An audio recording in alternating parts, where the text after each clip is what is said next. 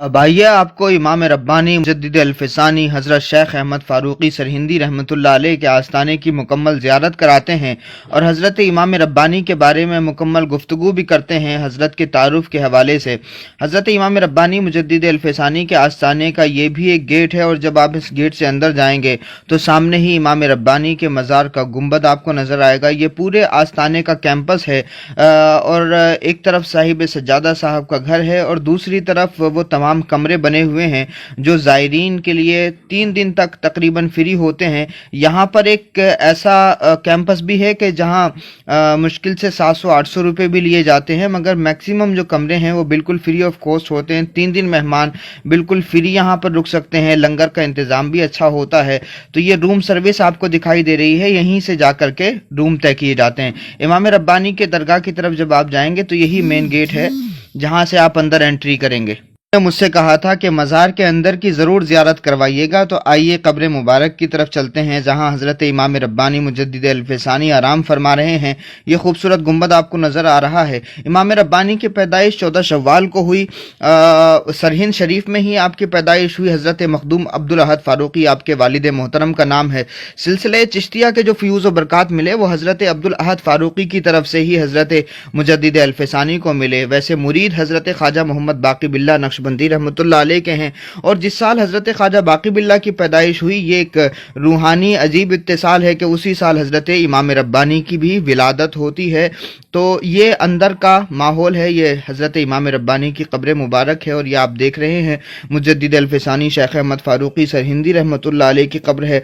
तो 971 हिजरी 14 शव्वाल को इमाम रब्बानी की विलादत होती है और फिर इसी तरह से सरहिंद शरीफ में हज़रत इमाम रब्बानी ने अपने वालिद मोहतरम से ही कुरान मजीद की इब्तिदाई तालीम हासिल की। फिर उसके बाद में जो सियालकोट जाकर के हज़रत मौलाना कमालुद्दीन कश्मीरी से तमाम माक़ुलात और मनक़ुलात के इल्म हासिल किए और फिर तसव्वुफ़ के जो तमाम दर्जात थे उनमें भी तालीम हासिल की। फिर सिलसिले क़ादरिया और सिलसिले नक्शबंदिया की तालीम दिल्ली में जाकर के हज़रत ख्वाजा मोहम्मद बाक़ी बिल्ला नक्शबंदी से हासिल की। 1599 में आपने हज़रत ख्वाजा बाक़ी बिल्ला नक्शबंदी से बैत की बाज़ाब्ता और आपके इल्म और बुज़ुर्गी की जो शोहरत थी वो इस कदर पूरी दुनिया में फैली कि मावराउन नहर खुरासान वगैरह के इलाकों से भी लोग आपसे मिलने के लिए तरसने लगे और आपसे मुलाकात के लिए आने लगे। दुनिया से तमाम लोग जो है वो इमाम रब्बानी से इल्म हासिल करने के लिए, फ़यूज़ व बरक़ात हासिल करने के लिए आते थे। तो हज़रत मुल्ला अब्दुल हकीम सियालकोटी ने सबसे पहले मुजद्दिद अल्फसानी का जो लक़ब है वो इस्तेमाल किया। यानी हर 1000 साल में अल्लाह रब्बुल इज़्ज़त एक मुजद्दिद को पैदा करता है। तो उलमा फरमाते हैं कि हज़रत उमर बिन अब्दुल अज़ीज़ रहमतुल्लाह अलैह के बाद में जिनको 1000 साला मुजद्दिद कहा जाए तो वो हज़रत इमाम रब्बानी ही हैं। तो इमाम रब्बानी ने हज़रत ख्वाजा बाक़ी बिल्ला नक्शबंदी से फ़यूज़ व बरक़ात हासिल करने के बाद में जब हज़रत ख्वाजा बाक़ी बिल्ला का विसाल हुआ नवंबर 1603 में, उसके बाद सिलसिले नक्शबंदिया की जो सरबराही है वो भी हज़रत इमाम रब्बानी के पास में रही। यानी सिलसिले नक्शबंदिया की जो खिलाफत उज़्मा थी उस ज़माने में वो हज़रत ख्वाजा बाक़ी बिल्ला के बाद में हज़रत इमाम रब्बानी मुजद्दिद अल्फसानी शेख अहमद फ़ारूक़ी सरहिंदी रहमतुल्लाह अलैह के हिस्से में आई। तो जिस तरह से आप उलमा के सरदार हैं, जिस तरह से आप उलमा के इमाम हैं, उसी तरह से अपने ज़माने के तमाम सूफिया के और बिलखुसूस सिलसिले नक्शबंदिया के तमाम बुज़ुर्गों के इमाम हैं हज़रत ख्वाजा बाक़ी बिल्ला के बाद में। चूँकि हज़रत ख्वाजा बाक़ी बिल्ला के सिलसिले नक्शबंदिया में हज़रत इमाम रब्बानी जो है वो जानशीन हुए और ये शिजरा मुबारक आप देख रहे हैं इमाम रब्बानी का, ये शिजरा मुबारक भी है और उसके अलावा अंदर का कुछ इस तरह का माहौल है, ये आप देख रहे हैं अपनी स्क्रीन पर। तो ये उर्दू में लिखा हुआ शिजरा मुबारक है, ये आपको दिखाई देगा। ए खुदा कर रहम अपनी किब्रियाई के लिए और रसूल पाक की खैरुल वराई के लिए। तो ये पूरा शिजरा भी पढ़ा जाता है जब ख़ास तौर से उर्स का मौका होता है। तो आप इस तरह से यहाँ से बाहर निकल सकते हैं। तो ये अंदर की ज़ियारत मैंने आपको कराई। अब आइए खूबसूरत और रूहानियत से भरपूर कैंपस की बाहर से भी ज़ियारत कराते हैं।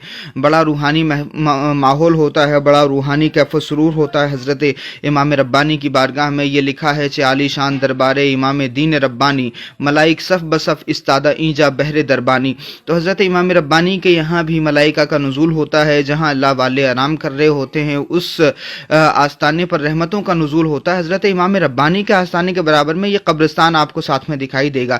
قبرستان میں ویسے اگر ہم جاتے ہیں تو رات کے وقت میں ہمت نہیں ہوتی, لیکن جہاں اللہ والے آرام کرتے ہیں تو جتنا دیر رات میں جایا جائے, جتنا تنہائی میں جایا جائے, اتنا ہی سکون محسوس ہوتا ہے. چونکہ وہ بادشاہی زمانہ تھا, بادشاہ اکبر کے بعد میں پھر جہانگیر تھا, تو جو مزار کی تعمیر ہوئی وہ بھی اسی طرح پر ہوئی جس طرح سے مغلوں کے یہاں عمارتوں کی تعمیر ہوتی تھی. تو یہ حضرت امام ربانی کے مزار کی طرف راستہ جاتا ہے, یعنی اوپر کی طرف جو پورا کیمپس بنا ہوا ہے, اور یہ خوبصورتی آپ کو یہاں پر دکھائی دے گی. شریعت, حقیقت, معرفت, تصوف کے امام ربانی مجدد الفسانی ابو البرکات بدر الدین حضرت شیخ احمد فاروقی سرہندی رحمۃ اللہ علیہ کے آستانے پر اس وقت ہم حاضر ہیں.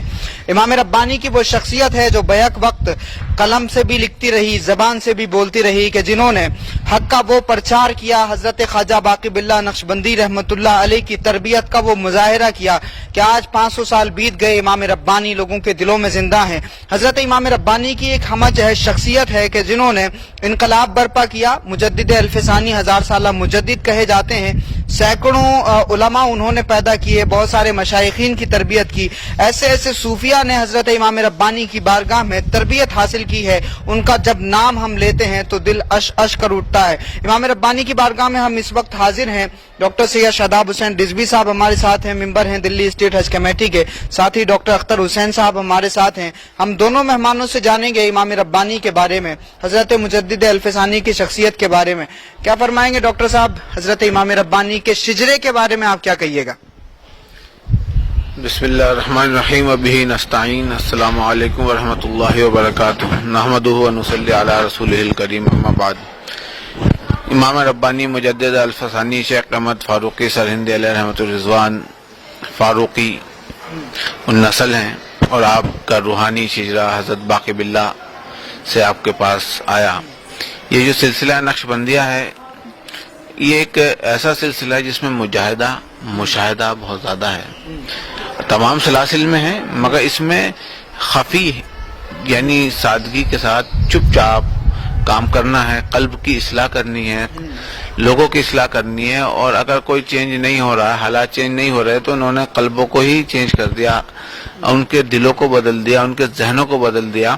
اور ایک جو حضرت کی تعلیمات میں سب سے اہم چیز ملتی ہے مکتوبات, یعنی ڈسٹینس لرننگ, جو آج اس کو ہم کہہ سکتے ہیں اوپن اسکولنگ یا ڈسٹینس لرننگ. آپ نے مکتوبات کے ذریعے اپنے مریدین کی, متوسلین کی, معتقدین کی, محبین کی, خلفاؤں کی اور عوام الناس کی اصلاح فرمائی. آپ کو قید خانے میں بھی اگر ڈال دیا گیا تو آپ نے وہاں سے بھی اپنے اصلاح کا کام رکھا. اور اس وقت انہوں نے ایک بات, جب ان کے کچھ لوگ وہاں تربیت یافتہ ہو گئے تو انہوں نے کچھ کرامات ظاہر کی, جیسے کہ ایک ذکر کا نعرہ لگایا اور اس کے بعد قید خانے کی دیوار پر بیٹھ گئے. تو آپ نے فرمایا کہ ہمیں ابھی کرامت کی ضرورت نہیں ہے, ہمیں استقامت کی ضرورت ہے, اور استقامت بہت اہم چیز ہے.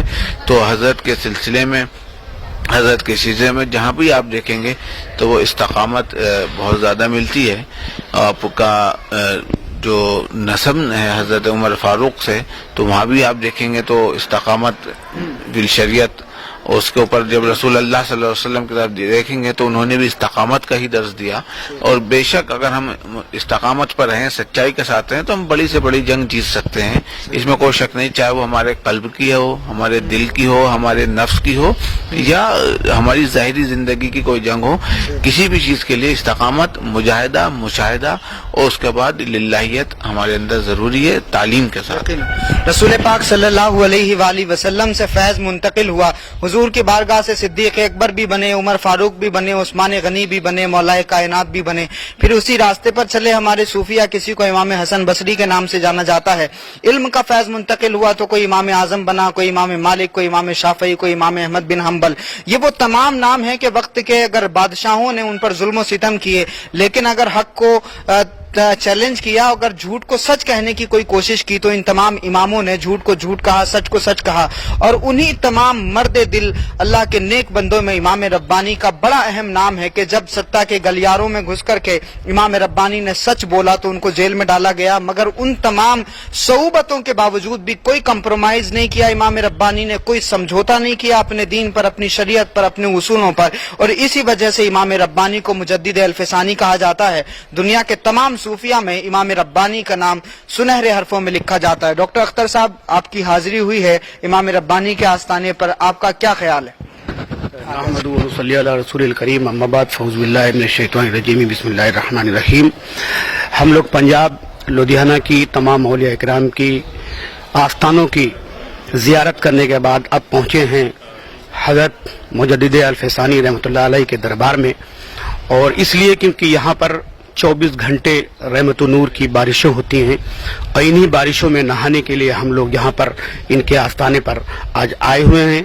यकीनन आप देखें कि जो कब्रिस्तान होते हैं जिनमें आम आदमी दफन होते हैं, वहाँ पर रात में आदमी जाने से डरता है, लेकिन इन बुजुर्गों के आस्थानों पर आदमी 24 घंटे यहाँ पर भीड़ लगती है, रहमत नूर की बारिशें होती रहती हैं। और हिंदू मुस्लिम एकता के हवाले से भी, कौमी यकजहती के हवाले से भी ये आस्थाने बड़ी अहमियत का हामिल हैं। आप देखें कि हिंदुस्तान में हिंदू मुस्लिम सिख ईसाई सब एक साथ रहते हैं, और इन आस्थानों से जितने भी लोग यहाँ पर आते हैं उससे फैज़याब होते हैं, और यहाँ से आस्थानों से ही हिंदू मुस्लिम एकता का संदेश जाता है।